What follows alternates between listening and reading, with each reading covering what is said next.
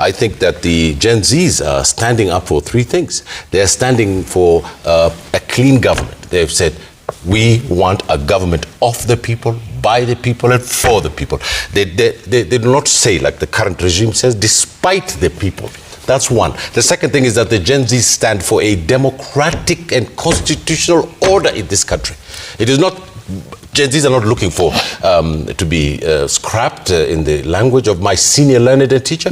I disagree with him. And lastly, I want to point out that the Gen Zs probably brought back hope to this country under the aegis of the taxation government that we have. And I think that we ought to give these young people who constitute 75% of the population of this country a little bit of respect. Omer, I've watched that video of Tanzania President Samia Suluhu telling Mr. Mastugo to beat Asukwaju. And all I can say is that for a country that calls Siriteso na Tichachandu, I hope this Queen's language doesn't get to bother you when I pump knowledge in your skull by telling you that he who stops to tie his shoe during a lion chase not only gets to die, but also dies neatly dressed. So please, stop trying to cover fire with a blanket, because after it has finished burning the blanket, it will burn the blanket holder. Tanzania's President Samia Suluhu Hassan made a statement that has now sparked a lot of debate, especially young people and leaders in Kenya. Leo tulikuwa tunazungumza na Rais Ruto asubuhi. Sijui asubuhi mchana, maana amechelewa naye amekuja mchana. Tukaa tunazungumza jinsi ya kudeal na hawa watoto wetu watovu wa adabu. Samia Suluhu, wewe ni mama kweli? Wanaojiita nani hilo jina? Hao.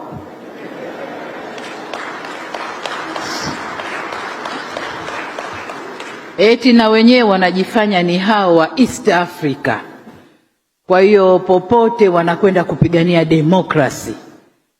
Kwa hiyo wafanye fujo huku, wachome huku, wadisturb serikali zao.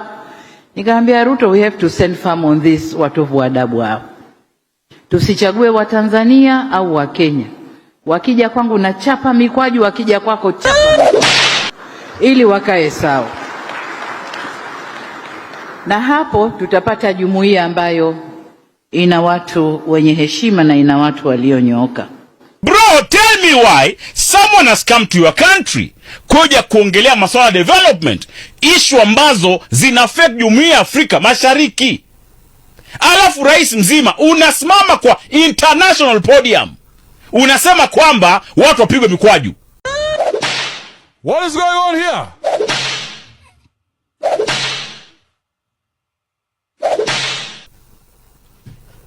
Alafu anaambia rais wetu kwamba, tena anasema, nimeambia rais Ruto kwamba ndio hawa watoto wanaosumbua wakija huko kwako wapige mikwaju.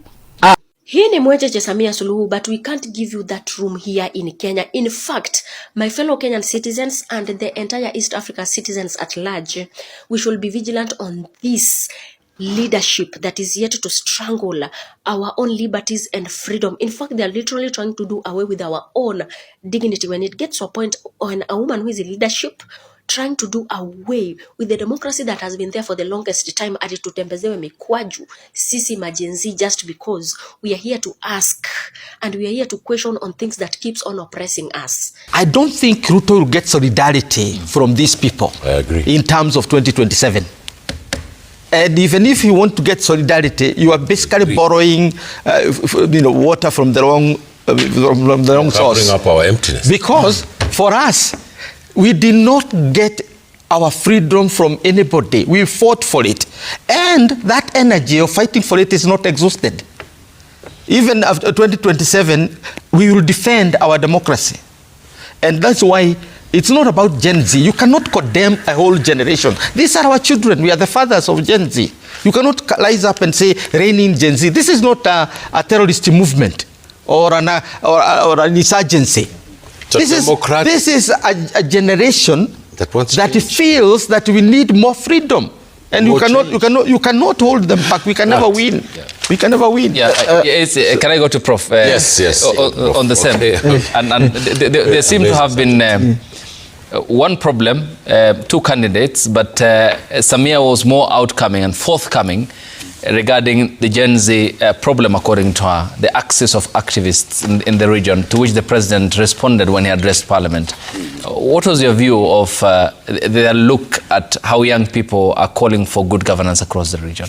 The only thing that will save any dictator in Africa is if they change their ways and start to serve the people, because we the people will always decide, and it is time for Africa to decide. You cannot decide for us and force us to adhere. If Tanzanians are okay with dictatorship, then well and good. But in Kenya, we value democracy and we embrace it. So the people shall. While speaking during a meeting with Kenya's President William Ruto, Suluhu suggested that Kenya and Tanzania should work together to discipline Gen Zs who are actively pushing for better governance. People are creating a kind of a political party, a political formation, a political movement from the Gen Z. This is not that.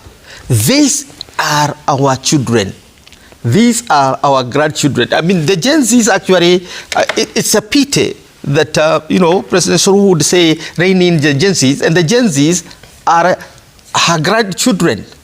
So in other words, if you're a grandmother and you want the grandchildren killed, what is your vision of the future? Because the question is, all her children are born after 1978.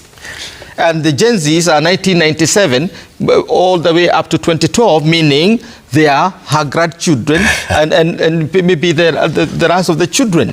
Now, speaking from a moral perspective, there are some things you'd rather not say in the open. You can speak about them in private, but you cannot talk about training your grandchildren.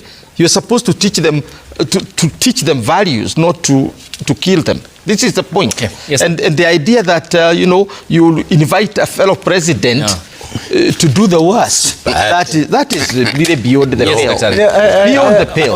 Well, because bro, this is he is the president of the capital city of Africa. Akija pale kwako kuongelea maswala, ongeleni maswala muhimu. Lakini Samia Suluhu is still stuck katika maswala Gen Z, na ni kama hataki demokrasia kabisa. Maana yake anasema hao wanajifanya wanatetea demokrasia. Bro, this country, we've come from very far. Matters democracy, bro. We don't want to go back to 19 Sagalaosi. So please, Mr. President, William Samoei Arap Ruto, usimsikize bimsumi Mama Samia, atakuharibu. I am the only person who is legitimately in the opposition and my people are in the government. And I think that I should point that out very clearly, because the matter of principle is concerned. And I ought to say in the strongest possible term, and before I end, is that this country is going to go through a transformation in 2027, and it's going to be led by the Gen Zs, and it's going to wash away and throw into the bucket of history these pretenders to the throne. And I thank them for their militancy, and I'm with them at the barricades, and we hope that it will give Kenya hope and it will make it a better country. But at the end of the day, this conversation is far from over. Gen Z is speaking and the leaders are responding. The real question is, who will listen? Drop your thoughts in the comment section and let's talk. Don't forget to like the video, subscribe to the channel and turn on your notifications, because we are breaking down stories like these every single day. I'll see you in the next one.